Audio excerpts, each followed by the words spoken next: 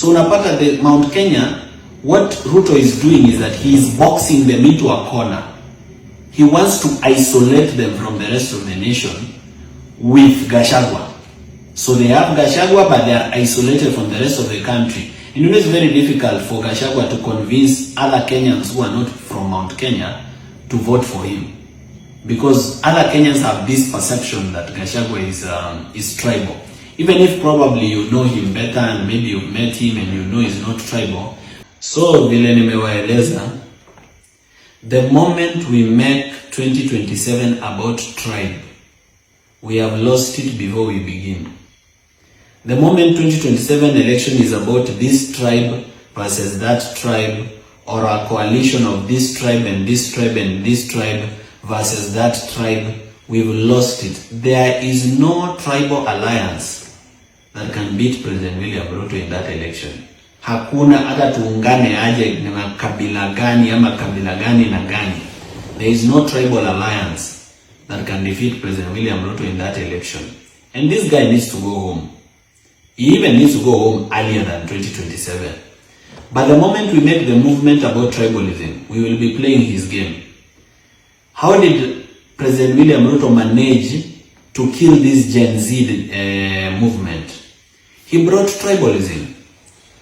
He brought Raila on the table, not for any reason. It was because of tribalism, so that people from certain community can say, Sisi sasa we are comfortable, we've gotten a share of government. It was all about tribalism. The reason he was trying to link GenZ with Gachagua is because he wanted to make it a Kikuyu affair, so that he's able to convince the rest of the nation that, you know, this it's one community that's angry with power that is actually using the GenZ against me. He does not want that election to be about corruption or bad governance. The moment 2027 election is about corruption, bad governance, state capture, William Ruto will lose that election. And he will lose that 20% of the vote. The moment the election is about corruption and about bad governance, he will lose it. So what is his genius move? His genius move, which is working according to plan, is to use tribalism. Number one, impeach Gachagua. When you impeach Gachagua, what do? You provoke the people of Mount Kenya. When you provoke the people of Mount Kenya, what happens? They start singing circumcision songs. When they sing circumcision songs, what happens? The rest of the nation feels left out from the movement because now it has become a Mount Kenya affair. Yet the problems we have as Kenyans, they are involving every Kenyan, they are not involving one community. So unapata the Mount Kenya, what Ruto is doing is that he is boxing them into a corner. He wants to isolate them from the rest of the nation with Gachagua. So they have Gachagua, but they are isolated from the rest of the country. And it is very difficult for Gachagua to convince other Kenyans who are not from Mount Kenya to vote for him. Because other Kenyans have this perception that Gachagua is tribal. Even if probably you know him better and maybe you've met him and you know he's not tribal, perception is everything. This guy, people think that he is tribal. So it's very difficult to sell him outside Mount Kenya. And that is why I'm almost sure, and I can bet, that William Ruto is going to let Gachagua win that case in court. I suspect that Gachagua will win that case. And the reason he will win that case is because he doesn't want Mount Kenya to have any other candidate. He wants them to have Gachagua. Because it's easier to sell tribalism when Gachagua is the candidate. So what does he do? You see, in this country, tribalism is so deep that there are people who hate other communities more than they hate William Ruto. There are people who go certain places, they say, nani alichukua mashamba yenu? Ni kabila fulani. Banks zote hapa ni za kabila gani? Na supermarket zote, Quickmart ni ya nani? Naivas ni ya nani? Na si kuna vijana wenu hapa hawana kura, hawana kazi. It's very easy to sell tribalism in Kenya, especially against maybe a community that has maybe is everywhere, or has bought a lot of land, or has worked hard and gathered property. It's very easy to sell tribalism against them from other communities. So you find people will believe the tribalism story more than they will believe the story about corruption. One of the things that has affected the Vampire Diaries and my fight against corruption has been tribalism. Because people say, kwa nini mnafuata huyu? Wa ile kabila si wameiba? Mbona mfuati wa ile kabila? Mbona mnafuata wa hii kabila mnawacha wa ile kabila? And tribalism has really affected the fight against tribalism, the fight against corruption. So the people of Mount Kenya should be careful wasiwekwe kwa hiyo mtego where they are strategically being isolated so that he can run a 2007 style 41 versus 1 narrative. And you know Ruto has stolen a lot of money.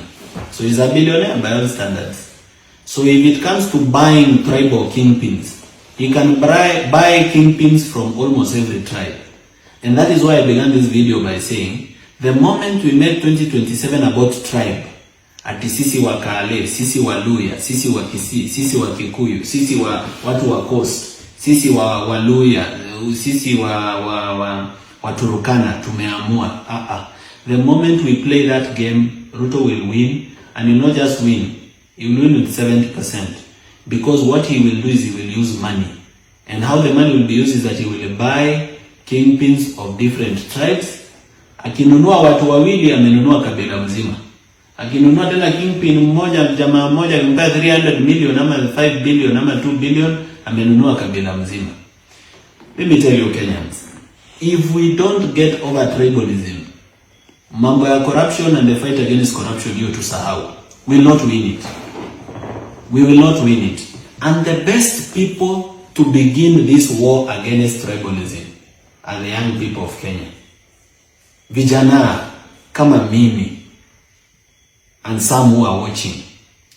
The young people, it's very easy for them to end tribalism because most of them, they are not very tribally inclinated.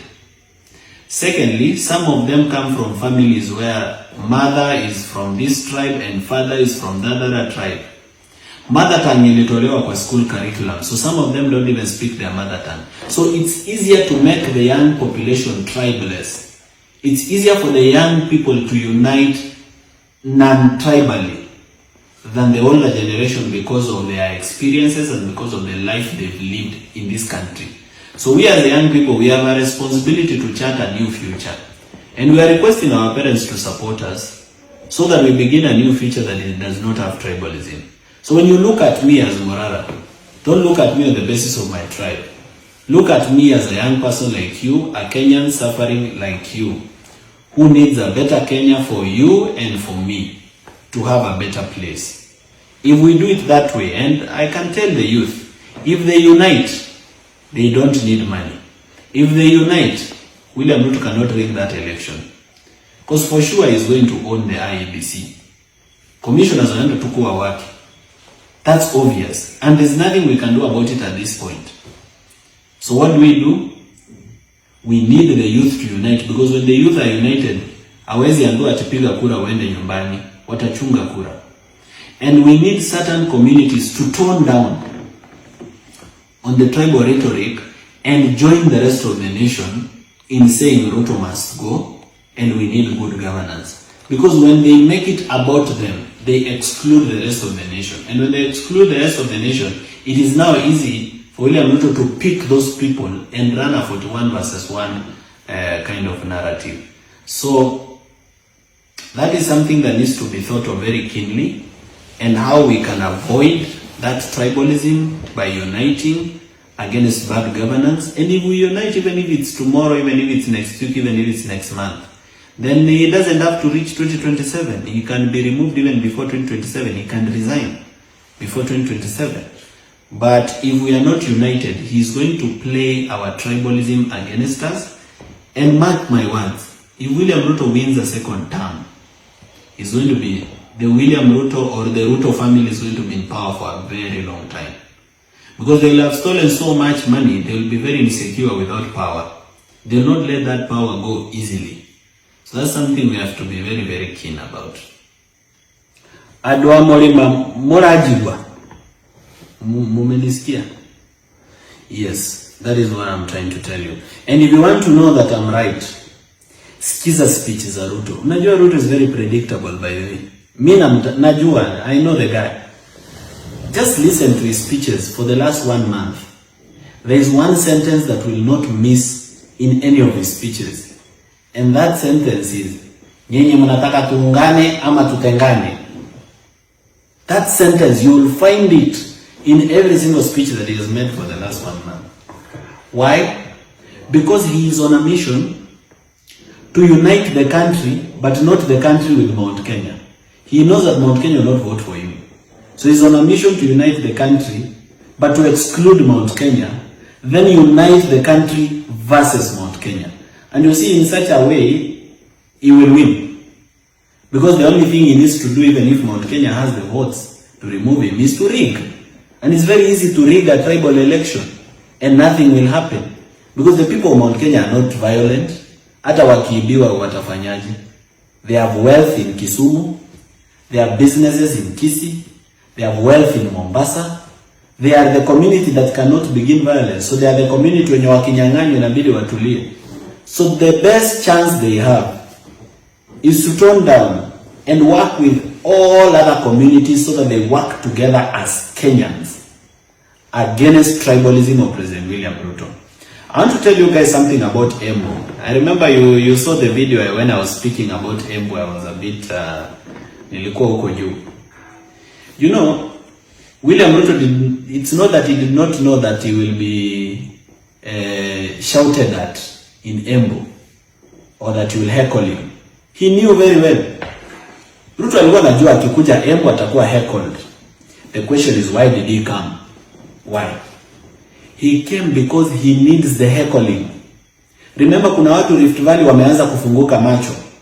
Wameanza kuona huyu mtu ni wetu, lakini alipewa kiti ameanza ku bad governance. So why does he come to Embu to be heckled? Because when you heckle him in Embu, the people in Rift Valley who are against him, they come back to him. Wanasema mtoto wetu hata kama ni mbaya, sisi tutakaa na mtoto wetu. Hamwezi mfanyia madharau hivyo. That is what he was looking for. He was looking for sympathy. He was consolidating his base. Unajua saa nyingine hii kitu inakuwa ni kama ni mchezo wa sinema. Mnafikiria nyinyi ndio audience, kumbe audience iko mbali. Right now, if you go through Rift Valley, there is something that Rift Valley MPs are saying in funerals. Kena wabunge wa bonde la ufa, the latest being Honorable Kamket, wanasema nini Rift Valley? Kila matanga yenye wanaenda wanasema Kenyatta alikuwa rais, kulikuwa na majaribio ya mapinduzi. Hapana. Moi alikuwa rais, si kulikuwa na majaribio ya mapinduzi 1982? Kibaki alikuwa rais, kulikuwa na majaribio ya mapinduzi? Hapana. Uhuru alikuwa rais, kulikuwa na majaribio ya mapinduzi? Hapana. Ruto amekuwa rais, ni nini wanataka kusema ati kuna majaribio ya mapinduzi ya GenZ?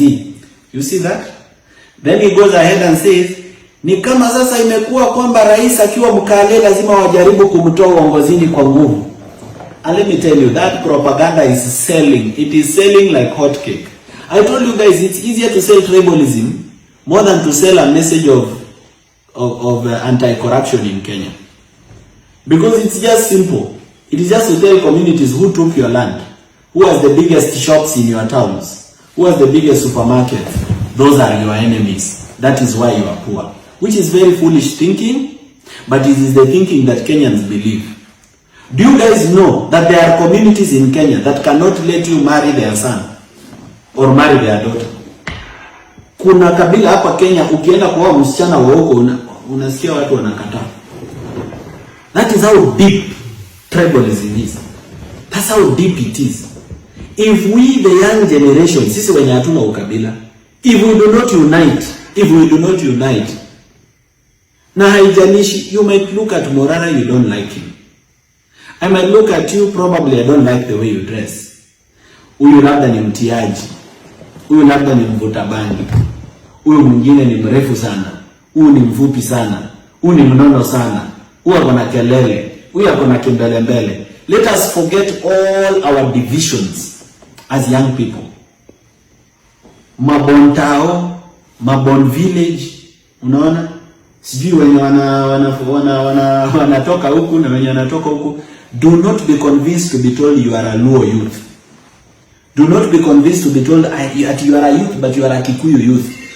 Tusiuziwe hiyo ukabila as young people. Because we tumesoma tuko exposed. There is usually a 70% chance that most of the youth in Kenya umesoma outside kabila yenu. Ulizaliwa Western ndio, lakini ulienda Mangu High School yenye iko Thika. Ulizaliwa Rift Valley, Elgeyo Marakwet, lakini ulienda Bishop Gatimu Ngandu Girls. Ulizaliwa Embu, lakini ulisoma Moi Girls Eldoret.